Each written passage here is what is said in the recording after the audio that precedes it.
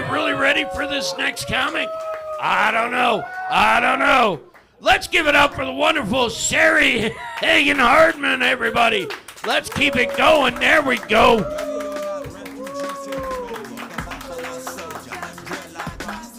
Thank you. Give it up for Dennis. Now, I will say he knew what he was getting into. My podcast is called Diary of an Ex-Ho, so it was no surprise. But, I'm just going to stay on my scooter. It was really nice that they adjusted the light for me. It's nice to have accommodations. Also, sometimes I feel like I need pain pills, but my doctor's getting really stingy with the refills. You have to be creative these days. Well, then I noticed, though, that the pills that the vet gives my dog, same ones my doctor gives me. No, I didn't know if it was safe or not, but I took some.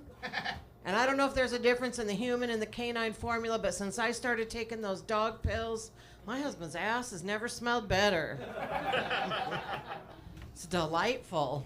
But it has been hard, losing my mobility, My self-esteem took a hit at first. It was kind of hard to feel sexy. So I told my husband, why don't we do something to make the scooter a sexy thing? So we decided to have sex on the scooter, all right? And and it was, I'll even show you how, right now. So, no, he just sat here, and then I just sat down on his lap.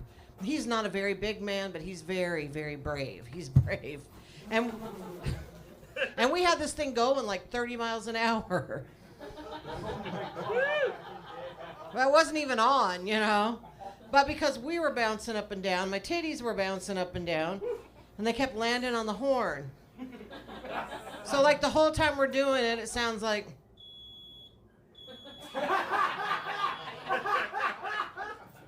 Now I get oddly aroused every Monday morning when the garbage man backs up. He starts backing up, I start backing it up. I did find out, though, that you can't sit on this thing naked for too long, because after a while you start to stick.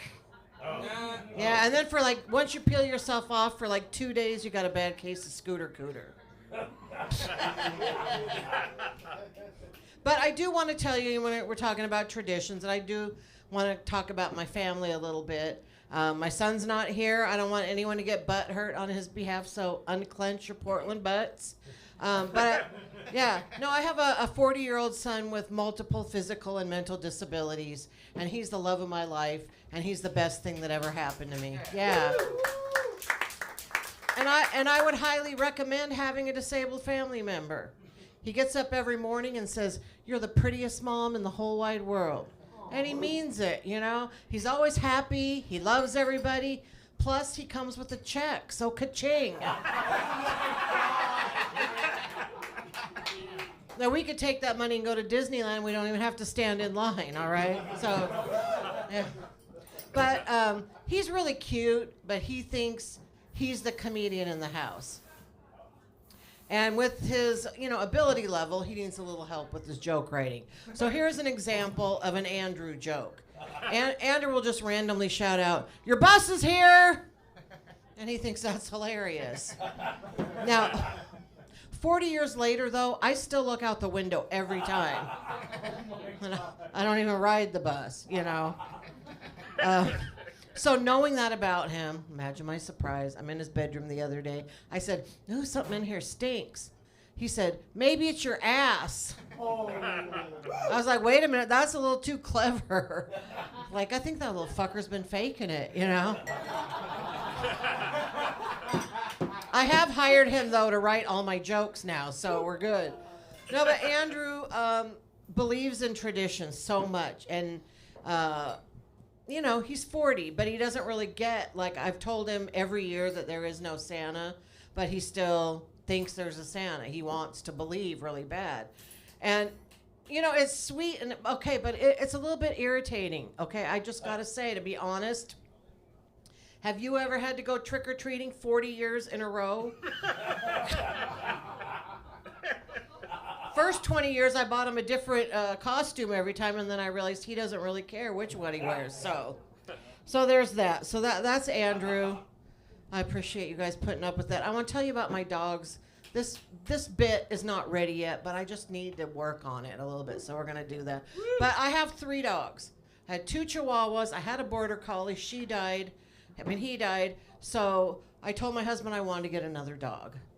And he was like, I really don't want another dog, but I sit around and I watch dog rescue videos all day long, you know? And I'm like, I'm so empathetic, and I'm a mom, and I watch them, and I cry. And the next thing you know, my milk starts coming in. Now, most guys, if they came home and their wife's wearing a wet T-shirt, they might get a little excited. No, my husband comes home, I'm wearing a wet T-shirt. He's like, damn it, we're getting another dog. But we have a new dog. Her name is Betty. The only thing my husband said when I was getting the dog is just whatever you do, don't get a pit bull. Betty's pit bull. She's a pit bull. I didn't do it on purpose. But she was just the most docile, quiet dog in the shelter. Turns out it was because she was really sick. But now Betty's better, and Betty has this energy. Like, if Betty was a person, she would be like a matron in a women's prison, right? With a really short haircut, wearing a men's polo shirt. And she'd have a voice like Dennis, you know. Hi, my name is Betty. I smoke 3 packs a day. I tried to quit, but every now and then I like a Swisher Sweet, you know. Yeah. And she's got big dick energy. Okay, Betty does. We go on a walk, and I'm trying to teach her not to pull on the leash, but she's always pulling, and she's always up there turning around looking at me like, hurry up, fat ass, you know. I don't know where this joke's going to end, but I just had to pull it out. I'll tell you about my husband. Yeah, my husband, he's cool, you know. But, like, he'd never been with a big woman before when he met me. So he, like, looked at me like I was a unicycle. You know, like he knew he wanted to ride it. He just wasn't quite sure how. He's doing a lot better, though. Like, now he hardly ever falls off. So it's good. It's good. But he has a bad habit of, like, scratching himself a lot. So, like, if he got murdered and they were scraping under his fingernails for evidence, they'd say his balls definitely did it. And I'm sorry, but balls are ridiculous. I told him that he accused me of ball shaming him. I said, why don't you have the common decency to be ashamed of those things on your own? See, no men are laughing right now. That always happens. But guys, you got to admit that, like, never in the history of the world has anyone said, it's the 3rd date. Can't wait to find out what his balls look like. It just doesn't happen, you know. But I don't want to body shame anybody because I understand. You know, it's like my vagina's like an eclipse. It causes a lot of excitement, but you probably don't want to look directly at it. And balls are just wrinkled, bloated sacks, just hanging around moping, waiting for someone to pet them like a pair of neglected basset hounds. At least a penis can stand up and be proud, right? But the balls are just like 2 homely trolls hanging out with their hot friend, thinking maybe they're going to get some action because they just happen to be in the right place. It's like the penis is Dwayne "The Rock" Johnson, and the balls are 2 little Kevin Harts. That was a funny joke. I don't care what you guys say. I don't even know how much time I have left. How much time do I have left? 2 minutes. All right. Well, then, this is also my tradition. I used to do this, and then a booker told me don't do this anymore. But fuck that guy. Let's just do this anyway. Because I'll tell you one thing. I admire Sabrina so much. Because I do. Because I was taught all my life, you know, like, oh, keep your voice down. Your voice carries. Like, to quiet myself. I was taught that, and it's been really hard to break out of that. And I love how when she's in the room, you fucking hear that she's there. And I admire that about her so much. So anyway, so I always used to end my set with like a string of vagina jokes, and then someone said, don't do it. So let's just do it for one, you know, why not? Okay. All right, so like my vagina is like a casserole. If I put it in front of my husband, he damn well better eat it. My vagina's like a turtle. Might be old, bald, and ugly, but it can still snap. My vagina's like a grassy meadow. You know, it's nice to lie down and wallow in it on a sunny day, but when it's all over, you might be a little bit itchy.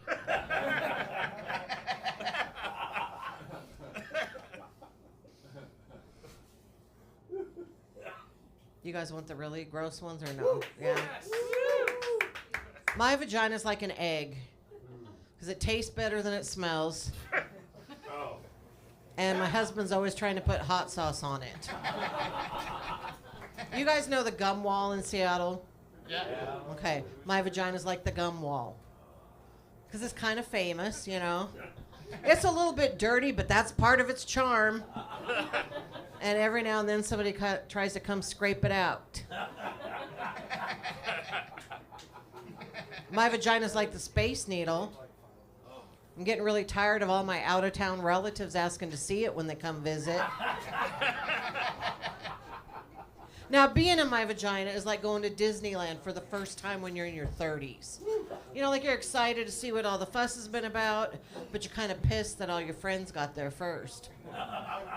And last but not least, that one takes a second to get. My vagina's like a remote control.